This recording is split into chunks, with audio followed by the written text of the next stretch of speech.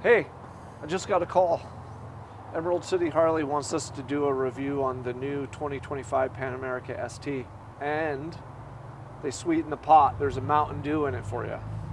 Sounds like a horrible deal. Only someone who doesn't know their value and true self-worth and no willpower would take that fucking deal. Come on, let's just do it. No, I got too much willpower. Power like the 2025 Pan America boasting 150 horsepower. The 2025 Pan America 1250 ST differs from the other models in several aspects. Boasts a 17-inch rim, high-performance tires with improved handling, lower seat height, and a lighter, more streamlined profile. Additionally, it includes a Screaming Eagle quick shifter and is tuned for enhanced pavement performance. The 2025 model also still kept a 6.8 color TFT touchscreen Bluetooth capabilities. Let's talk about a little bit more of the breakdown of some of the changes they made. First thing right off the bat, 17-inch wheels as opposed to the 19. Performance tires for improved handling, lower seat height, which we'll get into, lighter, more streamlined profile, which again we're going to get into. Includes all kind of stuff, has a Screaming Eagle quick shifter, which differs tremendously. Let's get into the height first of all. If you're short like me, you're a midget. We went from 7.1 inch to 6.75 inch, or sorry, 7.5 inches to 6.7 inch of ground clearance. So it lowered the whole bike significantly. The other thing is we have a much shorter front suspension. Going to a 17-inch front rim, we also lost some height there. The bike is significantly lighter, being the ST model. Again, this is only the ST, not the other ones. The other kind of cool thing you'll notice right off the bat, it's a one-piece seat. Love it or hate it, you still have your adjustable settings here to raise it or lower the seat 1 full inch. Still hiding is your heated gear, pre-wired, ready to go. So we didn't lose that feature, thank God.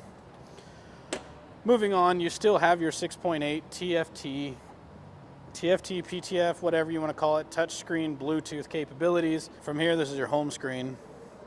The little page button to go to your menu. As we talked about, your different ride modes, Settings, ride customization, ride modes. You still have rain, road, sport, custom A and custom B that you can set up any way you want to do so. You'd come to edit. You can copy from another existing, such as rain, road, or sport. In this case, I'm not going to copy anything. What we can play with, you could play with road mapping for sport, road, urban, rain, engine braking. This is my favorite. Less engine braking, base, max, you will definitely feel coming down the mountain if you put engine braking to max, especially off-road. The bike will act as a Jake brake. Throttle response, you can play with as well, less, base, more, or max, and you can set it up however you want. Traction control, which traction control level would you want? I highly recommend you play with those different settings as far as traction control, both on and off-road. Anti-lock braking, road or rain. I wish they had the option for off-road, but then again, this bike is not set up for off-road. You still have adaptive ride height. So auto, for those of you who don't know what adaptive ride height, when you come to a stop and you pull in the clutch, the bike will sink down another full inch. You can have that automatically, short delay, long delay, or you can lock it at riding height, so it will be up 1 inch from it stopped. Your choice, but those are the different things you can set up in the modes. Again, the wheel and tire, 17-inch front end from the 19-inch front end. Still going with the Scorcher tires. Some people say they're performance tire. I wasn't a fan of them for off-road. On-road, they were all right. So they're still going with the Scorcher tire, which is okay. The seat height is, I think we went down to a 31-inch is what it says now. So I don't know. Again, you'll have to look that up. I do want to bring up a couple things. I don't know if you can see on the bike behind me, we have a much smaller foot peg now, and we don't have an adjustable brake, which was kind of a cool thing, I thought. So I wasn't a fan to see that go. As far as streamlining, we lost the engine protection. We lost the radiator side plastics that we used to have there. We did pick up a Screaming Eagle quick shifter, however, on the 2025 ST. I don't know if that's on all the models, but it's definitely on the ST, comes standard for a faster and smoother shift.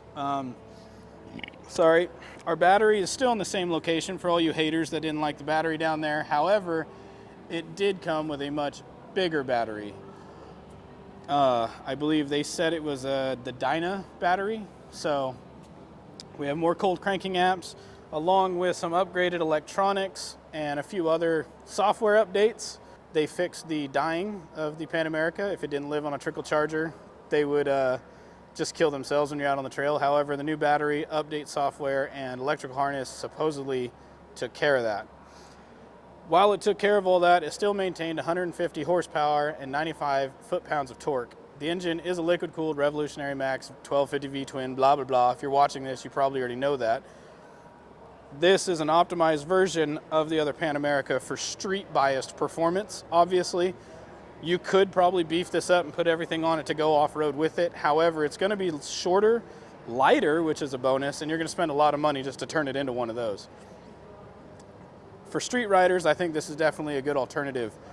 Many riders and reviews have already called out the lack of innovation, and I'm going to say that's probably not true given the fact that it's significantly lighter and shorter than the other Pan Americas.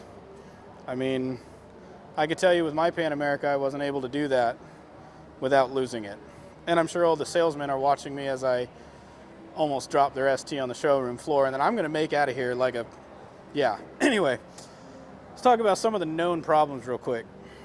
Some of the known problems in the earlier models that have been reviewed, talked about, blah, blah, blah. Famous fuel pump issue. The fuel pump that's under the tank, all kinds of issues. If you've owned an early gen Pan America, then you know we had issues. However, I also want to point out that the same fuel pump the Harley Pan America is using is the exact same fuel pump that BMW, KTM, Ducati, and all the top shelf bikes are using. People attack Harley because it's Harley coming into a market, so everyone wants to attack them, but I promise you it's the exact same one. Do your research. Or answer down in the comments how stupid I am. I don't really care. If you have a different opinion, let me know on that. As I said before, the battery is a larger battery now. I'm going to reference it down here again. That's your battery right there. You have a much larger battery coming from the Dyna model, more cold cranking amps. It's bigger, it's more better, it's huge. You're going to love it. We also upgraded the, as they called it, a more AC output stator. So regulator, rotor, and stator all changed in the 2024. Got carried over to this, helping with the draw on the battery when it was out. Let's talk some bullshit now. Do you notice anything missing? How about the fucking lean angle lighting?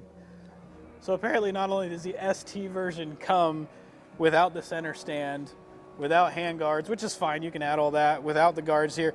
Apparently ST on this bike stands for stripped down. You don't even get the lean angle lighting, which in my opinion, if this bike is geared for street use, that is one of the biggest features you would want, is the lean angle lighting in a turn. As we were saying, on the ST, this is a 2025 Pan America Special, the off-road version, adjustable windshield.